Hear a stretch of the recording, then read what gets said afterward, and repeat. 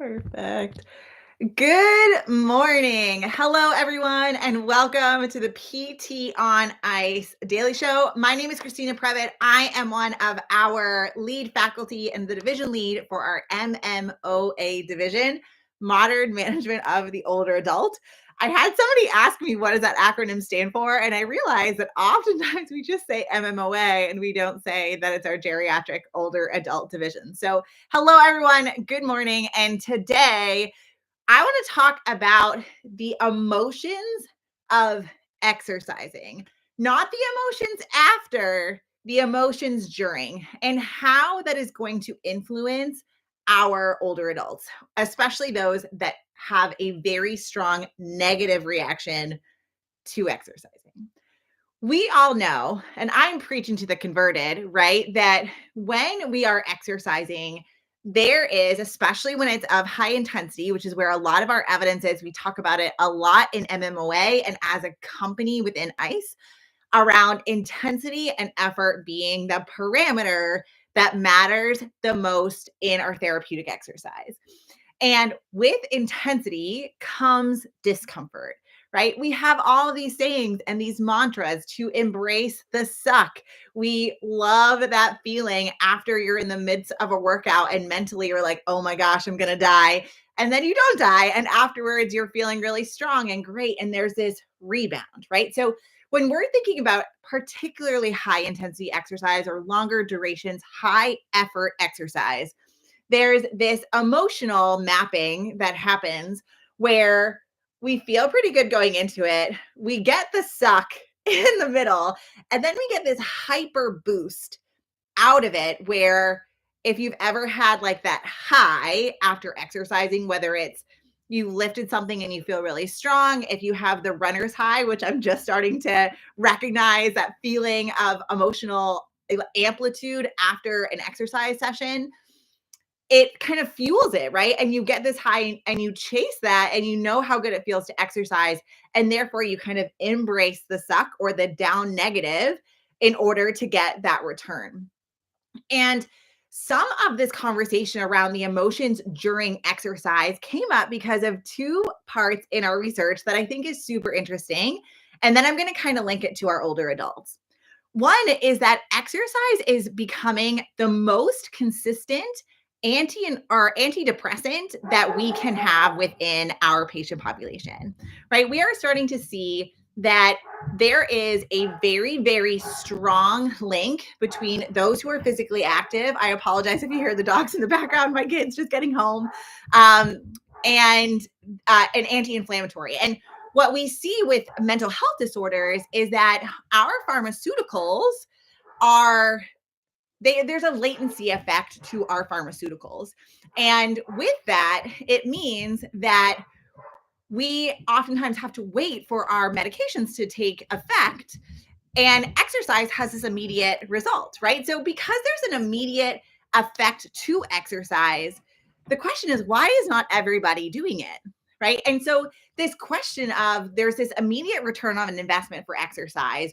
We know that it's super potent, and yet we have all of this data that is showing that individuals are not prescribing to our exercise guidelines. We're becoming increasingly more sedentary. And that becomes even more true as we get older, as chronic disease comes up, and as we start to rate our self-reported health lower.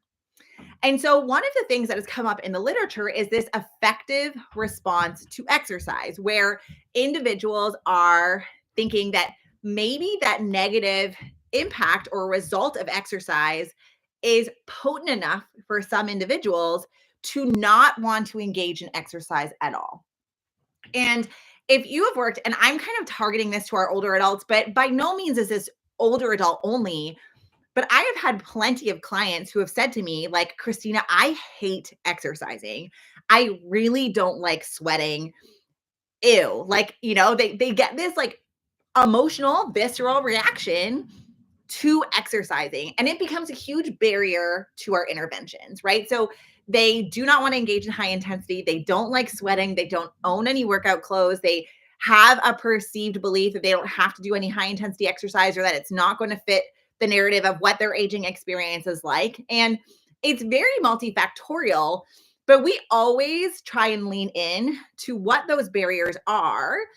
And this was something that I hadn't really leaned into, right? I had thought, a lot of people who have never exercised before, they're going to have that emotional response. And I acknowledged it, and I would intentionally underdose early, but I never really leaned into the effective response of exercise. And so I kind of went down this rabbit hole of these theories and if they can be kind of prognostic about long-term adherence to exercise.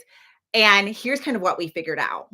When we are seeing individuals who really hate exercise, right? Really hate exercise, we kind of do a lot of things already that is going to try and bridge individuals to exercising with us, right? We do the intentional underdosage, we ask about rating of perceived exertion, all of those types of things going into exercise. But where this can fall short is we want to get up to the right dosage. And where I really started to think about this is on discharge planning. So if I have a person who I can get them to engage in exercise with me, but they still have a very strong, very negative reaction to exercise, can I realistically think that when I discharge that individual, that my client is going to continue doing exercise when I discharge them? And the answer is probably no, right? It's going to probably be no. And this is where, the business models of Stronger Life, the business models of Stave Off have come in, is like, how do we get this discharge planning in place so that I don't have frequent flyers on my program or on my caseload, right? Who I discharge them, they decondition for 3 to 6 months, and then they're back on our caseload. And so, how do we approach this? So, the first thing we have to do, and the first thing we have to be more cognizant of, is to get an idea of a person's thoughts and feelings about exercise in general before we start engaging in exercise, right? So I want to be more specific, and this is kind of like goals for me, is to be more specific with my questioning for individuals around exercise, right? People are willing to do exercises temporarily in order for them to get the outcome, which is less pain, oftentimes in rehab. But I want to know what they feel about exercise. And if they are telling me that they really hate it or they really don't like feeling uncomfortable in exercise, I need to put that in the back of my head, right? And I'm going to bridge that with the make it meaningful. And it's going to be something that I am going to be aware of as I'm going into exercise. And so, in these theories of effective responses of exercise, they kind of take our rating of perceived exertion a little step further, right? When we think about rating of perceived exertion, it's a subjective sign of effort. And so it's going to be partly objective as we're going into higher heart rate zones, as loads are getting higher, we are going to have an increase in perceived effort. But the secondary piece is the subjective piece, where individuals, if they're tired, they haven't slept well, they're stressed, they're sore, things hurt, chronic diseases is higher, et cetera, they're on medications versus off. Those subjective kind of ancillary things are also going to come into their perceived rating, and it's going to toggle that effort score. And that's why there isn't a perfect correlation between 1 rep maxes or heart rate zones and rating of perceived exertion. Like, we expect that. But adding in this layer of how are you feeling, like emotionally feeling, right? Not how hard do you think this is on a scale of 1 to 10.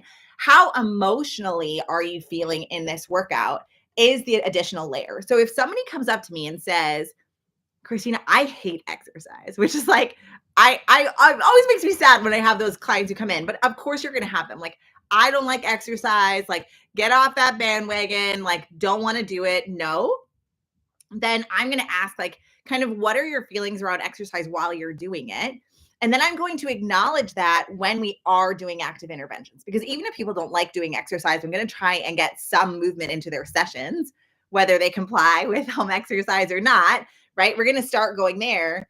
And then in their session, I'm going to try and be much more cognizant of their emotional response to exercise. So if they're coming in telling me that they hate exercise, and then I get them doing something really, really difficult that they have a strong negative emotion to, I am not setting them up for success on discharge, right? Because I am just basically like setting up their point, right? Like they really don't feel good about exercise. When they did exercise with this physical therapist, occupational therapist, exercise professional, they hated it. They're not going to keep going when I'm not there. They're going to maybe appease me while they're in session, but they're not going to keep going after. So for that individual, I'm going to try to at least hit neutral on how they're feeling. Like, I'm fine, I'm okay, versus like, I really feel upset or sad or stressed or angry. And there's a scaling for this to positive. And so, how can we keep to neutral or positive? One is recognize that getting into high intensity zones for these individuals may not be what's going to set them up for long term success. Is it going to optimize their outcomes? Of course it is. Are they going to get the results faster? Yes. But if I am not setting them up for success on discharge, they're just going to decondition just as quick, versus if I was able to keep them in a neutral or positive emotional state, then I'm going to be able to maybe have them have more long-term adherence. The second thing is I'm going to think about the environment. We think about the environment going to lead to hopefully more positive emotions. Example being like music that they really enjoy is playing in the background. And I ask them specifically, like, what's your favorite song when we're doing something difficult? Have a social environment, maybe depending on where you are exercising or where you are working with clients. When I had stave off, if I had a person who was very social, then I would allow them, or I would try and book them, rather not allow, would book them around when we have classes going on. So then it feels like you're exercising with a community. If I have somebody who maybe the emotional drive of exercise is this discrepancy of recognizing how much fitness they have lost because of health consequences, then putting them in front of a bunch of people who are exercising who they are going to perceive as doing better than them is going to slide down that emotional response even further. And so for them, the social piece may not actually be the right driver. And instead, I'm going to allow them to be one-on-one with me in a private space so that that negative emotion of embarrassment isn't what's driving their perceived notions around doing exercise. And then we can start having conversations around those emotional experiences and acknowledge that barrier. Within MMOA, we always talk about we never, ever, ever want to dismiss fear as a barrier to exercise. This is a whole other area that I am honestly just learning about, that I may have dropped a ball in, where I may not have really gone that little step further to think, what's this person's emotional response to exercise? Where did that emotional response come from? And how am I going to create this bridge appropriately, recognizing that they have a lot of negative thoughts and feelings around exercise, to bridge them into doing some sort of intentional movement that has a net neutral or net positive effect. So let me know what you think about this. This is something that like I kind of get into like new areas of research. I go down a lot of rabbit holes. And this was one that I was really thinking about, because even within ICE, right? Like we have to acknowledge we are obsessed with exercise, myself included. I love it. I crave it. I love the suck, but it's been something that I've been doing for a really long time. I don't have a lot of pain. I feel like I still have quite a bit of function. And I acknowledge that not everyone is going to share that love. And so if I'm saying everybody has to do high intensity and it's always going to be high intensity all the time, then I might actually be not helping some people that need it the most. Like we have this really active community that we can definitely help with our orthopedics, but so many of our older adults, they're not doing anything, right? Like they're not hitting anywhere near the exercise guidelines. And some of our research is showing that even doing a little bit, like 15 minutes of moderate intensity exercise on most days of the week is going to help stave off depression, is going to cause a drop in all-cause mortality. And those are the people that I might not be preaching the high intensity message to yet. Like I might get there, but if they have a really negative response to exercise and I'm telling them to get into a really deep, dark pain cave, I'm not serving them well. All right, that's all I got for us today. If you have any other thoughts, feelings about this, let me know. This is a relatively new area of research. It's one that I have just recently discovered and I think is really cool. Hence why I'm sharing it on the podcast. If you are looking to get into our online classes, our level 2 course, if you have taken level 1, starts today. And if you are looking to get into level 1, we are doing a complete revamp of the material. I am very excited for how this has really shaped up. It starts on Monday. So get in. We got a couple of seats left. If you are looking to see us on the road, next week is our first MMWA Live of 2025. Dustin is going to be in Hendersonville, Tennessee. The next weekend, the 25th, 26th, I am going to be in Athol, Idaho. And then the week after, February 1st, 2nd, I'm going to be in Carson City, Nevada, just outside of Reno. So if you are looking to get into any of those courses, there's still a couple seats left in those. Let us know. We are super excited to be really, going full force in the beginning of 2025. And I hope that that thought around effective exercise, the emotional responsive exercise, was something that you could do to one. Have a great week, everyone. Talk to you soon.